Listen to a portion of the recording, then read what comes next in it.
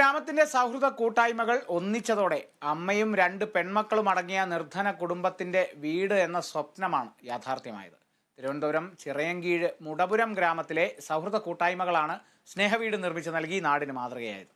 സ്നേഹവീടിന്റെ താക്കോൽദാനം V Joy MLA നിർവഹിച്ചു.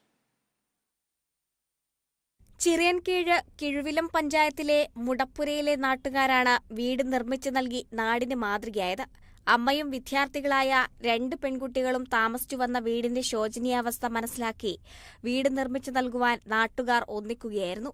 599 square feet വിസ്തീർണമുള്ള എല്ലാവിധ സൗകര്യങ്ങളോടും കൂടിയ വീട് 9.75 ലക്ഷം രൂപ മുടക്കി 10 മാസം കൊണ്ടാണ് പൂർത്തിയാക്കിയത്. മുടപ്പുരം പ്രദേശത്തെ ഒരു കൂട്ടം പുരോഗമന പ്രസ്ഥാന പ്രവർത്തകരാണ് ഇതിനുവേണ്ടി മുന്നിട്ടിറങ്ങിയത്. മുടപ്പുരം ആസ്ഥാനമാക്കി പ്രവർത്തിക്കുന്ന ചിറയൻകീഴ് ലേബർ കോൺട്രാക്ട് സൊസൈറ്റിയുടെ മേൽനോട്ടത്തിലാണ് വീട് നിർമ്മാണം പൂർത്തീകരിച്ചത്. ഈ സ്നേഹവീടിനു വേണ്ടി നാടൊന്നാകെ ചെറുതും വലുതുമായ തുകകൾ സംഭാവന ചെയ്തു. വീടിന്റെ ഉദ്ഘാടനവും താക്കോൽദാനവും വി ജോയ് MLA നിർവഹിച്ചു.